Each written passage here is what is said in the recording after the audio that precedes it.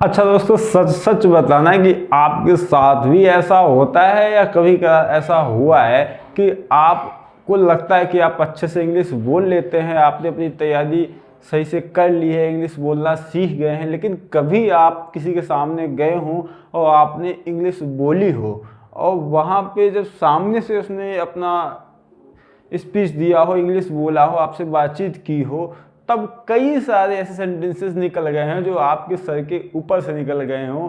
आपको ऐसा फील हुआ है मैं कहाँ जाऊँ, वो सुसाइड कर लूँ, जहर खा के मर जाऊँ, क्योंकि मेरी इतने सालों की या इतने दिनों की, इतने महीनों की मेहनत पानी हो गई। इतने दिनों से मैं स्पीकिंग करता आ रहा हूँ, लोगों से बातचीत करता आ रहा हूँ, लेकिन फिर भी आज मैं इसके सामने इसके सेंटेंसेस को समझ पाने में समर्थ नहीं हूँ, कैपेबल नहीं हूँ। आखिर ऐसा क्यों है, जबकि मैंने इतनी सारी वोकेबलरी कंप्लीट की, ग्रामर कंप्लीट की, लेकिन मेरे साथ ऐसा क्यों हो रहा है। तो आज हम इस टॉपिक पे बात करेंगे, अपने वही पुराने टॉपिक के साथ, यानी प्रपोजिशन के साथ। खासकर इसमें दिक्कत कहाँ पे आती है, क्या गड़बड़ी रह गई कि आपके साथ ऐसा हुआ या अक्सर होता है और आप निराश हो जाते हैं और आप अपना सर पटक पटक के रोते हैं। आखिरकार शुरू करते हैं अपना वीडियो। मज़ेदार वीडियो है, पूरा देखिएगा। आपको ये अंतर हम समझा के रहेंगे, ये रीजन समझा के रहेंगे, आखिरकार आगे से आपके साथ ऐसा ना हो। नमस्कार दोस्तों, मैं आपका अपना दोस्त अखिल पागल, motivational speaker and story writer. शुरू करता हूँ आज का वीडियो। चैनल को अगर अभी तक आपने सब्सक्राइब नहीं किया है तो प्लीज़ कर लीजिए, ताकि आपके पास ऐसे इंपॉर्टेंट वीडियो का नोटिफिकेशन तुरंत पहुंच सके।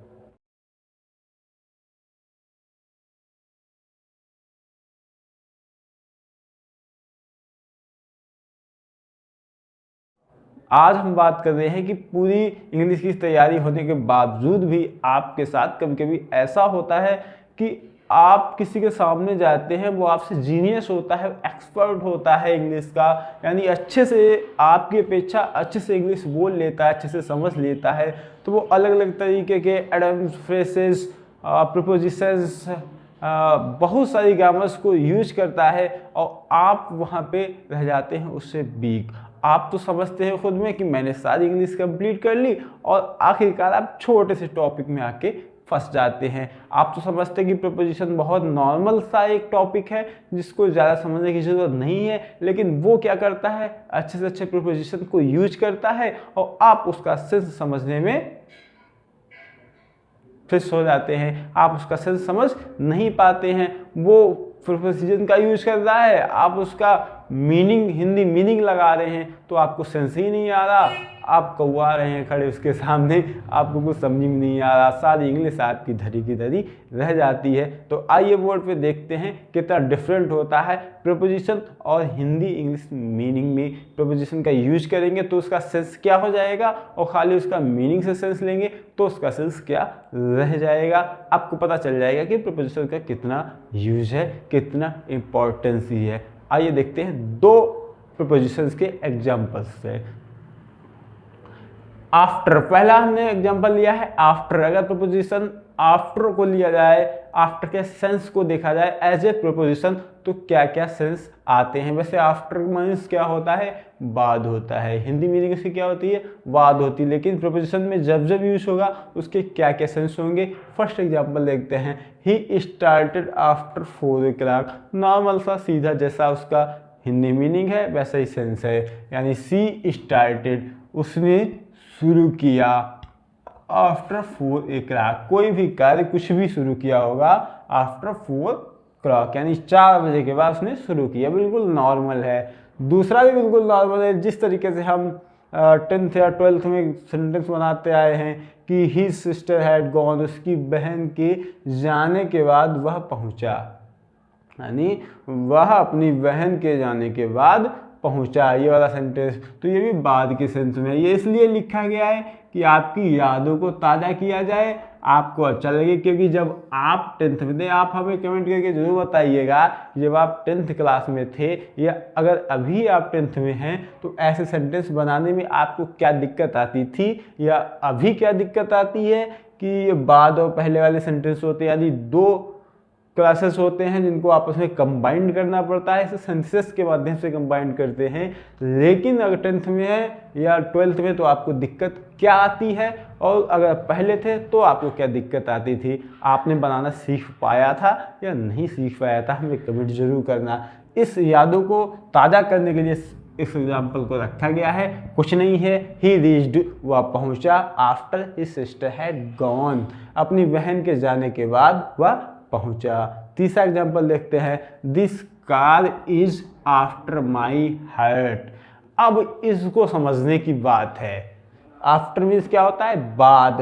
तो अगर इसको कॉमन सेंस से लिया जाए, हिंदी ट्रांसलेट से लिया जाए, तो इसका सेंस क्या होगा, दिस कार, यह car, is after my heart, मेरे हृदय के बाद यह कार है, मेरे दिल के बाद यह कार है। ये सेंस होगा, बन रहा है। जब कोई यही सेंटेंस बोल देता है तो आपको इसका प्रीपोजिशन सेंस तो पता नहीं है, तो आप क्या करते हैं, मेरे दिल के बाद यह कार है। तो कौन सा सेंस आ रहा है, कोई नॉन सेंस है।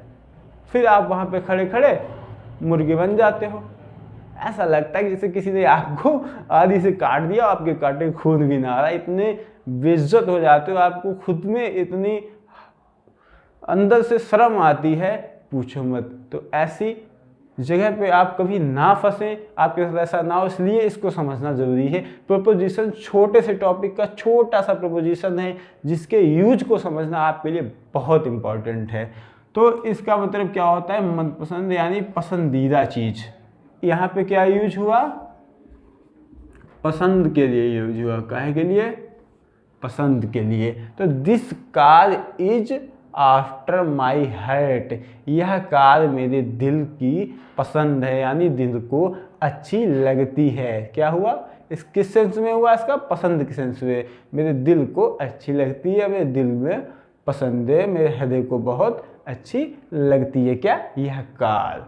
तो याद रखिए, ये तो बाद में यूज हुआ, कॉमन नॉर्मल से सेंस में यूज हुआ। ये क्या हुआ, पसंद के सेंस में। अगर प्रीपोजिशंस के सेकेंड यूज में बात करें आफ्टर की, तो पसंद में भी यूज होता है। आप देखिए लास्ट क्या है, रमेश इन्फॉर्म्ड मी, से भी ध्यान से देखिएगा, बहुत इंपॉर्टेंट है। रमेश इन्फॉर्म्ड मी, रमेश ने मुझे सूचित किया या रमेश ने मुझे सूचना दी, आफ्टर हिज नेक्स्ट एग्जाम। अब क्या है, बाद के सेंस में अगर देखते हैं तो देखिएगा ये क्या होता है, ये मैंने बहुत सोच समझ के लगाया है कि इसका सेंस अगर आपको कहीं कॉम्पिटिटिव एग्जाम में मिलता है तो आप इसे समझने की कोशिश करेंगे। अगर ध्यान से देखेंगे सेंटेंस को तो आपको ये पता चल जाएगा कि ये सेंटेंस गलत है। जिस तरीके से आप नॉर्मल अगर इसका हिंदी ट्रांसलेट करेंगे तो आपको तुरंत ही पता चल जाएगा कि ये गलत है। क्यों, कि रमेश ने मुझे सूचित किया आफ्टर हिज नेक्स्ट एग्जाम, अपने अगले एग्जाम के बाद मुझे सूचित किया।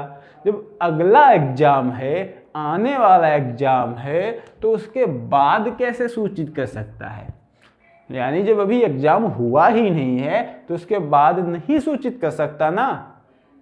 अगर ये खाली एग्जाम होता तो एक बार कहते कि आप पेपर के बाद यानी एग्जाम के बाद उसने मुझे सूचित किया, सेंस लग सकता था। लेकिन नेक्स्ट लगा है तो ये पॉसिबल नहीं है।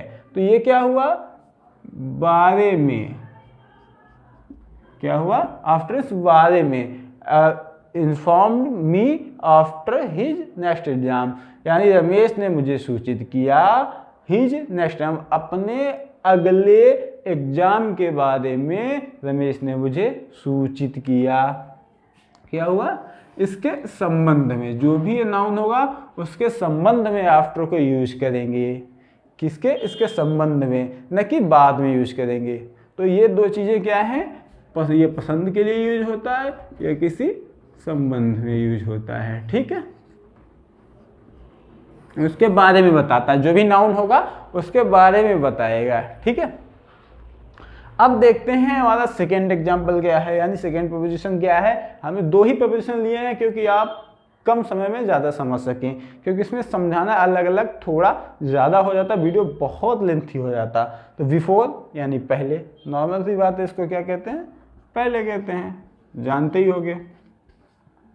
पहला एग्जाम्पल देखते हैं, you should sleep before 10 o'clock, normal सा है, कॉमन सेंस में है। यू शुड, तुम्हें सोना चाहिए यू शुड स्लीप, तुम्हें सोना चाहिए बिफोर 10 o'clock, 10 बजे के पहले तुम्हें सोना चाहिए। ओके, अगला देखते हैं। The student was silent before the teacher. अब इसे समझना है।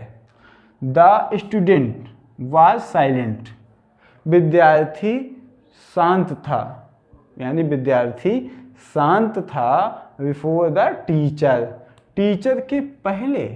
अब इसे अगर आप ध्यान से देखेंगे तो ये हो तो सकता है, इम्पॉसिबल नहीं है कि टीचर के पहले वो शांत हो सकता है, लेकिन अगर कॉमन नॉर्मल तरीके से देखा जाए तो टीचर ना हो और कोई शांत हो सकता है, नहीं है ना। तो ये पहले के सेंस में नहीं है, ये पहले के सेंस में नहीं है। किस सेंस में है?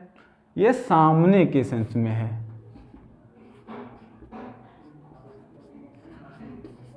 सामने मतलब टीचर और स्टूडेंट का जब आमना सामना हुआ, दोनों आमने सामने आपस में बातचीत कर रहे हैं, तो उस सामने के सेंस में है।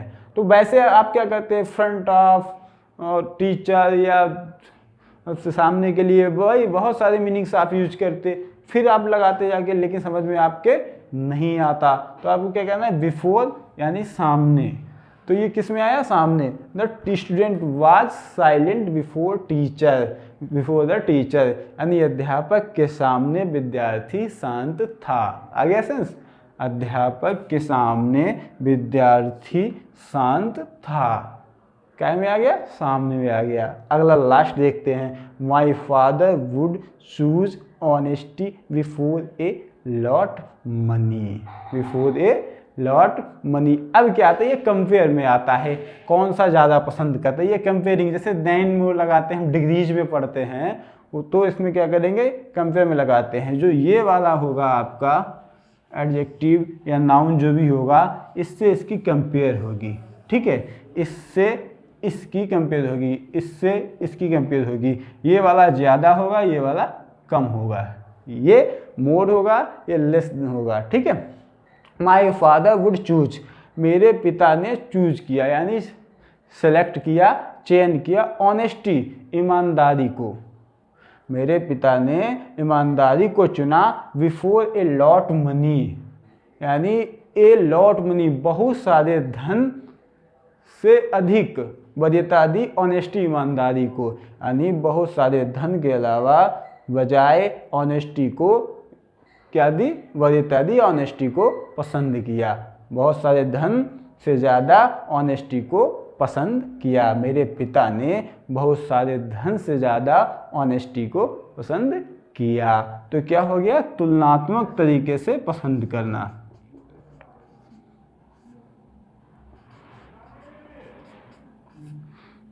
कैसे, ज़्यादा पसंद करना, ज़्यादा पसंद करना तुलना में, कहे में, कंपेयर यानी तुलना में, दोनों की तुलना में ज़्यादा पसंद करना हो गया। तो अब हमें आप कमेंट करके ज़रूर बताइएगा कि ये टॉपिक, ये दो जो प्रीपोजिशंस मैंने आपको बताए हैं, आपको कितने समझ में आए हैं, या जो आपकी रियल प्रॉब्लम थी वो कहीं न कहीं 2, 3, 4, 5% या आपको ऐसा लगा है कि ऐसे टॉपिक पे आपको काम करने की ज़रूरत है, ताकि आपको आगे से ऐसी प्रॉब्लम ना हो। तो आप हमें कमेंट ज़रूर करें, और अगला कौन सा टॉपिक होना चाहिए आप हमें ज़रूर बताएं। और खासकर आपसे वही रिक्वेस्ट है कि अगर अभी तक आपने हमारे चैनल को सब्सक्राइब नहीं किया है तो प्लीज़ कर लीजिए। आज के लिए इजाज़त दीजिए अपने दोस्त Akhil Sabagal, motivational speaker and story writer को। नमस्कार।